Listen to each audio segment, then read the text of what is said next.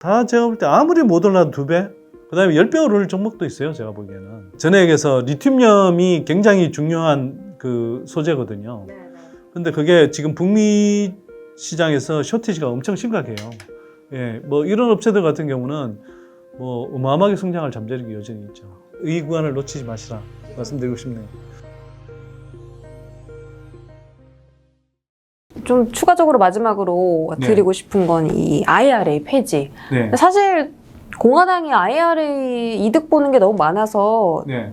사실상 폐지는 좀 불가능하다. 정치적인 이제 레토릭인 거고요. 트럼프의. 그리고 트럼프는 이게 제가 좀 보여드리고 싶은데 한국 언론이 진짜 반성해야 돼요.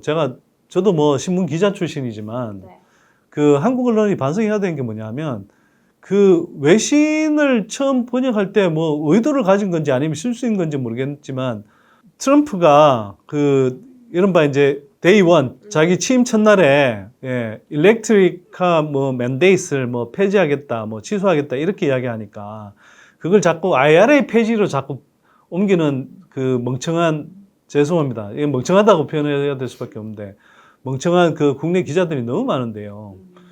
그 미국에 가면 이 맨데이트라는 것은 법령에 따른 의무거든요. 예, 그냥 우리가 responsibility라고 하는 그냥 도덕적인 책무, 의무 이걸 이야기하는 게 아니고, 예, mandate은 규정에 의한 그런 그 의무사항을 이야기하는 거예요. 근데 이때 의무사항이라고 하는 건 그 카페라고 미국에 그다음 그 배기가스 배출 규제가 있습니다. 이 배기가스 배출 규제 이것을 완화하겠다라는 의미의 이걸 mandate이라고 하는 거고요. 이걸 이제 과장법을 써서 사실 의무 조항이 아니고 그냥 예를 들어서 IRA 같은 경우 보조금을 주는 이제 그 당근이라고 한다면 이 카페 같은 이렇게 연비 규제, 그다음에 배기가스 규제 이런 것들은 채찍이거든요. 이거 안 지키면 그 자동차 업체들한테 이제 페널티를 물겠다 이런 건데 이걸 이제 자꾸 이제 그 트럼프는 이제 의무 조항, 강제 조항 이렇게 이제 자꾸 표현을 하는 거죠. 과장법을 써서. 근데 이거는 IRA하고는 전혀 상관없이 그 미국 공화당이 전통적으로 이게 충전 인프라 같은 것들을 전기차를 부정하는 게 아니라 충전 인프라 같은 걸 확충해서 소비자가 선택할 수 있도록 유도하는 게 중요하지. 이렇게 뭐 연비 규제 같은 걸 두면 안 된다. 얘네들은 이제 탈규제, 그 다음에 뭐 사실 뭐 시장 자율에 맡긴다. 이런 지향이 되게 강한 정당이잖아요. 네, 맞아요. 예. 그런 걸 이제 과장법을 섞어서 이야기하는 겁니다. 근데 이걸 자꾸 갖고 와서 뭐 트럼프 때문에 IRA 폐지한다는 식으로 자꾸 들먹이니까 그러면서 그게 그런 게 나오면 이제 2차전지, 국내 2차전지 주가를 떨어뜨리는 빌미로 이제 작용을 하니까 이게 뭐 실수가 한두 번이면 모르겠는데 계속 되는 걸로 보면 이게 의도적으로 자꾸 보도를 저렇게 하나 싶은 생각이 드는 거죠. 그 명백한 오보이고요. 그 다음에 트럼프가 실제로 그렇게 맨데이트를 뭐 취임 첫날에 이렇게 폐지하겠다 이렇게 이야기해도 실제로 그것도 취임 첫날에 되지는 않습니다. 미국 그 EPA라고 환경보호청 그 고위 간부 이야기를 들어보면 그 사람이 인터뷰한 기사도 있는데 그 트럼프가 데이원에 폐지하고 싶어도 이게 환경보호청이 그냥 하면 되는 게 아니고 이거의 이제 상위법인 청정대기법 이거의 그 규정에 따라서 그 법령에 따라서 이 EPA의 그 이제 EPA가 위임을 받아서 이렇게 그 규제를 하는 것이기 때문에 이 법령이 그러니까 클린 에어 액트라는 이게 기본적으로 바꾸지 않으면 이걸 바꿀 수가 없어요. 행정명령을 못 바꾼다고요. 그러니까 이게 자기가 취임 첫날에 바꾼다는 것도 거짓말입니다. 그게. 예, 불가능해요. 그러니까 이게 이런 것들을 좀 한국 언론이 진짜 팩트 체크를 해주면 좋겠는데 아무도 팩트 체크는 안 하고 그냥 이게 정치적인 레토릭으로 그 상대방을 공격하기 위해서 선거 이렇게 플레이네요, 일종의. 예, 그렇게 하는 것들을 이렇게 무차별적으로 이렇게 그냥 보도를 하니까 안타깝죠. 화가 많이 나셨어요, 지금. 화가 난 게 아니고요. 안타까운 겁니다, 이거는. 그러면 이렇게 네. 해석해도 돼요. 해리스가 되든 트럼프가 되든 상관없는데 해리스가 되면 좀 더 좋다. 상관없다기보다는 트럼프가 되면 제가 이제 전체적으로 따져보면 IRA는 조금 수정이 가능하다. 그러나 그게 기존에 기존에 이제 바이든 때 100% 수준으로 간다 그러면 90% 수준 정도로 수정되면서 약간 약화될 수 있다. 그러나 거기에 반해서 지금 IRA는 연방 법령이잖아요. 네. 그러면 거기를 대체해서 주정부, 미국 전기차 시장의 절반 이상이 이른바 그 민주당 성향이 강한, 친환경 성향이 강한 캘리포니아주를 비롯해서 도시권에서 팔리거든요. 네. 우리도 수도권 중심으로 도시에서 많이 팔리잖아요. 그런 식으로 그 한 60% 이상을 그런 이제 그 전기차의 60% 정도를 파는 그 진보 성향이 강한, 친환경 성향이 강한 그런 주들의 주정부 보조금은 더 강해질 수 있다. 이해했습니다. 예. 그런 걸 따져보면 플러스 마이너스로 봤을 때 트럼프가 집권한다고 해서 바뀔 수 있는 게 크지 않다. 그 다음에 해리스가 되면 아마 바이든보다 더 진보된 정책을 내놓을 가능성이 높다. 왜냐하면 해리스가 그 바이든보다 그 기후변화 문제에 대해서 훨씬 더 강력한 스탠스를 갖고 있는, 강력하게 옹호하는 스탠스를 갖고 있거든요. 그 바이든 때보다도 더 강력한 전기차 확대 정책이 실행될 가능성이 높다 이렇게 봅니다. 정리 감사합니다. 대선은 걱정하지 않는 걸로. 그리고 해리스가 될 가능성이 갈수록 높아지고 있어요. 지지율이 계속 엎치락뒤치락 하고 그게 이제 있긴 한데. 아니 엎치락뒤치락이 아니라 이제 추세상으로는 이제 해리스가 일관되게 이제 그 전국 단위 여론조사에서는 더 높게 나오고 있고요. 엎치락뒤치락 단계는 벗어났습니다. 그리고 이제 중요한 거는 미국 선거의 경우에는 이른바 블루 스테이트라고 하는 민주당 지지주, 그 다음에 이제 레드 스테이트라고 하는 이제 공화당 지지주가 있는데, 그거는 이미 거의 다 결정돼 있거든요.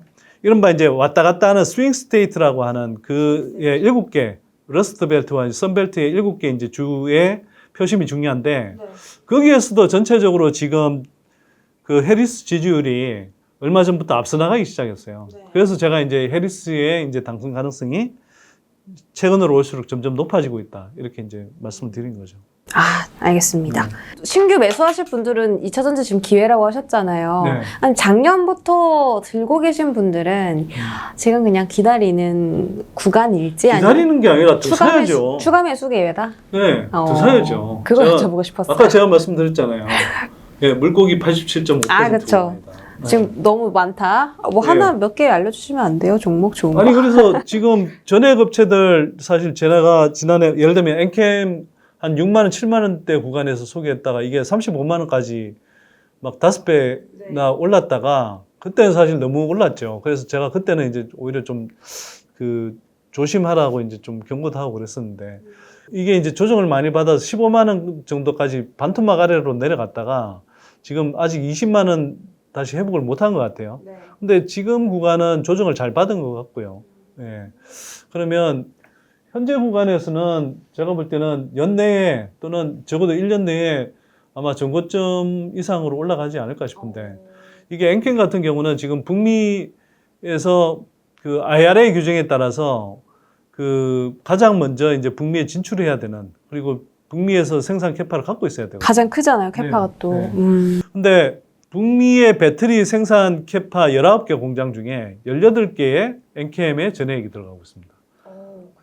그리고 엔캠이 엔캠 전액이 들어가서 생산된 배터리를 이제 탑재하는 전기차 모델이 지난해 경우에 10개가 안 됐는데 내년 가면 50개 이상으로 늘어나거든요. 되게 확 늘어나네요. 그렇죠. 그러니까 지금 엔캠 실적도 지금 잘 안 나오는 걸 왜 투자하냐 이렇게 이야기하는데, 그거 지금 실적 보고 투자하는 사람은, 실적 보고 비싸다고 이야기하는 사람은 바보인 거고요. 저 주식이라는 것은 사실 좀 그 영어로 표현하면 forward looking, 전방을 좀 내다보면서 이렇게 투자를 해야 되거든요. 선제적으로. 그러면 당연히 지금은 캐즘 구간이라서 그렇지만 이게 실적이 올라온다고 하면 전기차가 본격적으로 팔리고 배터리가 팔려서 실적이 본격적으로 올라오는 구간에는 주가가 이미 많이 올라 있겠죠. 그러니까 지금 조정 잘 받았을 때 투자하는 게 맞을 것 같고, 그래서 전액은 지금 그 덕산텍 코피아, 솔브레인 홀딩스 이런 업체들은 제가 볼 때 한 2, 3년 내다보면 지금 구간에서 적게는 한 뭐 3배에서 많게는 한 5배까지 특히 득산테 코피아 같은 업체는 요즘 뭐 당뇨 비만 치료 쪽 되게 핫하잖아요. 예, 그런 쪽 그 의약품 중간체 사업도 갖고 있고 이제 업사이클 타고 있는 반도체 사업도 갖고 있기 때문에 예, 세 분야가 골고루 성장하면서 뭐 많게는 한 4-5배까지 성장할 수 있을 것 같아요. 예, 그러면 득산테 코피아도 고점에서 이제 한 40% 가까이 조정받았으니까 지금 매수하기 좋은 구간이라고 생각되고요. 그다음에 아까 리튬 관련 업체 이야기했는데 뭐 예를 들어 강원에너지라든지 미래나우텍이라든지 또는 뭐 양극재 업체들 뭐 대표적인 양극재 업체들 지금 사두면 뭐 다 주가가 2-3년 내에 몇 배는 오를 겁니다. 그다음에 동박업체 중에 SKC나 롯데에너지 머티리얼즈 다 뭐 조정 잘 받아서 뭐 지금 예, 충분히 오를 수 있는 여력이 있는데 특히 SKC 같은 경우는 그 생성 AI 산업 성장에 따라서 예, 그 향후에 이제 그 거의 뭐 확정된 미래처럼 보이는 예, 글라스 기판 사업이 향후에 굉장히 가파르게 커질 텐데 SKC가 그 글라스 기판 양산의 선두주자예요. 예, 그래서 향후 한 2년 전, 25년 내년 상반기 중에 아마 양산을 시작할 것 같고 그러면 그 향후 한 2년 정도까지는 거의 독점적으로 전 세계에 공급할 텐데 지금 물건을 달라는 그 잠재 고객사들 뭐 아마존이나 메타나 뭐 이런 대규모 그 데이터 센터를 구축해야 되는 업체들 있잖아요. 지금 줄 서 있거든요. 그럼 거기서 생겨나는 주가 그 실적과 주가 상승 여력이 되게 크다고 생각이 됩니다. 그러니까 그런 업체들을 좀 보시면 되고요. 그래서 투자할 업체들은 지금 너무 많습니다. 예. 다만 이제 아까 말씀드렸듯이 전고체 테마주라든지 또는 뭐 저는 상대적으로 분리막 업체들은 이게 뭐 이 실적이 빨리 증가하기 좀 어렵다고 보기 때문에 예. 그런 업체들이라든지 또는 뭐 리튬 관련주라고 하더라도 약간 작전주 비슷한 실체가 없는 그런 예, 종목들이 일부 있어요. 예, 그런 종목들. 예. 그다음에 폐배터리 리사이클링 산업은 성장하려면 앞으로 한 3년 정도는 더 걸릴 겁니다. 충분히 성장하려면. 그러니까 그런 업체들을 제외하고 지금 예, 조정 잘 받은 뭐 동박부터 뭐 삼알미늄, DI 동일 같은 알루미늄 박 업체라든지 뭐 이런 업체들. 그다음에 그 일부 장비 업체들, 뭐 설비 장비 업체들, KN솔이라든지 뭐 PNT라든지 엠플러스라든지 DNT 같은 예, 또 윤성 FNC 같은 이런 장비 업체들을 사두시면 다 제가 볼 때 아무리 못 올라도 2배, 예, 좀 평균 오른다 그러면 2년 안에 3배, 많이 오른 종목은 4배, 5배, 그 다음에 10배 오를 종목도 있어요, 제가 보기에는. 예, 전액에서 리튬염이 굉장히 중요한 그 소재거든요. 근데 그게 지금 북미 시장에서 쇼티지가 엄청 심각해요. 예, 뭐 이런 업체들 같은 경우는 뭐 어마어마하게 성장할 잠재력이 여전히 있죠. 예, 그래서 물반 고기반을 넘어서서 물고기 87.5% 구간이다. 예, 이 구간을 놓치지 마시라 말씀드리고 싶네요. 기회가 있는 테마와 좀 주의를 해야 될 테마를 좀 구분해서 설명을 주셨으니까 잘 귀담아 들으셨길 바라고요. 마지막으로 이 방송 보시는 투자자분들에게 한마디 해주신다면 어떤 말씀 해주시겠습니까? 제가 늘 이 말씀 드리는데요. 제가 뭐 산업의 흐름을 말씀드릴 수도 있고 거기에서 가능하면 조금 뭐 여러분들이 눈여겨볼 그 기업들에 대해서도 제가 말씀을 드리는데 이렇게 말씀을 드려도 그 결국은 여러분들이 올바른 주식 투자 접근법을 갖고 접근하지 않으면 아무리 좋은 종목을 소개해주고 하더라도 수익을 낼 수가 없습니다. 그 주식 투자로 부자 되는 방법 아세요? 남의 말에 휘둘리지 않기? 아니, 뭐 그런 것도 좋은 팁인데 가장 기본적인 원리는 좋은 종목을 싸게 산다. 싸게 사서 높이 판다. 예, 비쌀 때 판다. 제일 어렵잖아요. 그게 왜 어려워요? 그거 했으면 저 벌써 강남에 집 근데 샀을걸요? 사람들이 그런 방향으로 말은 그렇게 기본적인 원리는 그렇다고 생각하면서도 거기에 대해서 공부를 안 해서 그래요. 공부를 안 한다는 건 예를 들어 2차 전지 산업의 흐름이 어떻게 되는지 거기에서 밸류체인 중에서 이때 갈 수 있는 산업과 가지 못하는 산업이 어떤 건지 예를 들면 지금 제가 지난해 10월부터 전액 산업이 갈 것 같다. 전액 업체들이 갈 것 같다라고 이야기했을 때 실제로 갔잖아요. 그러니까 그렇게 가는다고 이야기할 수 있을 때는 전액 밸류체인 안에서 왜 그렇게 갈 수밖에 없는지 이 구조를 이해하고 있어야 되는 거고요. 그 각 업체가 갖고 있는 그 사업적인 역량이라든지 또 뭐 캐파 구축 계획이라든지 이런 것들을 알고 있어야 되는 거죠. 근데 그런 노력을 안 하잖아요. 제가 이렇게 뭐 전에 지금 살구간이다 하면 솔깃해서 뭐 살겠다고 생각할 사람이 있을지 모르겠지만 이 방송을 보고도 저는 제가 생각할 때 그래요. 제가 오늘 말씀드린 종목들 진짜 2년, 3년 내다보면 뭐 한 2년 정도만 내다보더라도 몇 배씩 오를 종목들이 많다고 생각하지만 이 방송을 듣고도 아마 매수를 적극적으로 해서 수익 내는 사람이 드물 겁니다. 제 경험상 보면 많은 분들이 그래요. 왜? 주식 투자를 할 줄 모르고 그 자기가 추가로 공부를 안 하기 때문에 그래요. 싸게 사는 게 중요한데 그럼 싸게 살려면 지금 싼 구간인지 안 싼 구간인지 알아야 되잖아요. 약간 그 개인 투자자분들이 관심이 좀 멀어져 있는 섹터가 싼 구간이 아닐까. 뭐 그럴 수 있죠. 그러니까 근데 사람들이 대부분 옷은 박앤세일을 할 때 사면서 주식은 비쌀 때 산단 말이에요. 그렇죠. 이게 심리가 그래요. 제가 한번 이수연 앵커님한테 여쭤볼게요. 삼성전자 10만 원이면 싸요, 비싸요? 비쌉니다. 삼성전자 4만 원이면 엄청 쌉니다. 사야 됩니다. 그죠? 사고 싶어요. 4만 원. 삼성전자에 대해서 근데 잘 아세요? 사실 삼성전자처럼 사업이 복잡한 사업이 없어요. 근데 우리 전 국민이 다 안다고 생각하잖아요. 그래서 4만 원이면 싼 줄 알고 10만 원이면 비싼 줄 알죠. 알죠. 근데 제가 이제 말씀드린 건 뭐냐면 어떤 개인 투자자가 열심히 어떤 개별 종목을 좀 공부해서 그 종목을 빠삭하게 알면 이 종목이 이거면 지금 엄청 싼 거구나. 예를 들어서 제가 지난해 전액 업체 중에 엔캠이 6만 원, 7만 원일 때 이거 엄청 싼 구간이네. 이렇게 판단했을 때처럼 알 수 있다는 거죠. 그리고 35만 원 갔을 때 제가 20만 원 중반 때부터는 제가 좀 비싼 구간이니까 조심하시라고 이야기했거든요. 그래서 35만 원 찍고 나서 다시 지금 떨어졌잖아요. 그래서 제가 15만 원 때부터는 다시 지금 사시면 좋겠다라고 말씀드리거든요. 저 너무 소름 돋았어요. 삼전은 4만 원이면 싸다라고 인식을 하는데 2차전지 뭐 전에 그런 거는 싸다고 인식을 못 해. 그럼 내가 그걸 덜 알고 있는 거구나. 모르는 거죠. 사실 삼성전자도 잘 알지도 못하면서 사람들이 싸다 비싸다는 알거든요. 그러니까 이게 개별 종목을 열심히 공부하면 사실은 이게 삼성전자에 대해서 그렇게 앵커님이 판단하신 것처럼 적절하게 판단할 수가 있다고요. 그러면 그게 꼭 정확하게 뭐 예를 들어서 주가의 꼭지점을 잡고 뭐 바닥을 정확하게 알고 이러지 않아도 대략적으로 이 정도면 싼 구간이니까 닿으면 되죠. 그래서 지금 2차전지 섹터는 웬만한 종목이 저위험 고수익 구간이에요.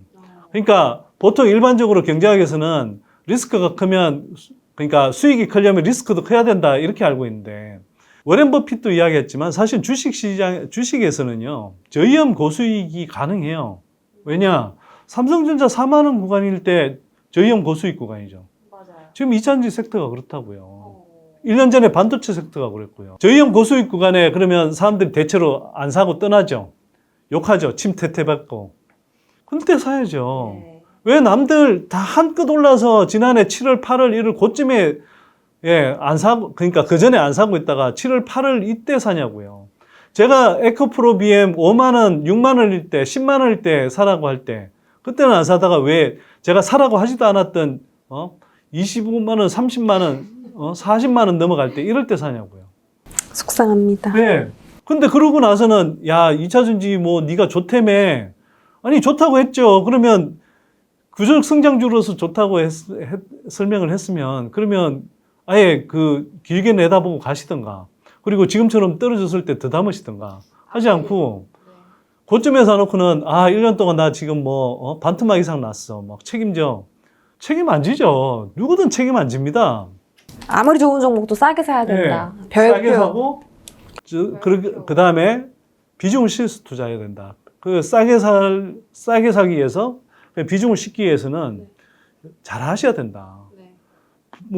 모르면 싼지 어떻게 알고, 그 다음에 잘 모르는데 자기가 비중을 실을 수가 있어요. 이수연커가 예를 들어서 5억이 있어요. 5억이 있는데 1억을 한 종목에 담겠습니까? 잘 모르는데? 못 담죠. 잘 알면 담습니다. 야, 이건 너무 싼 구간인데?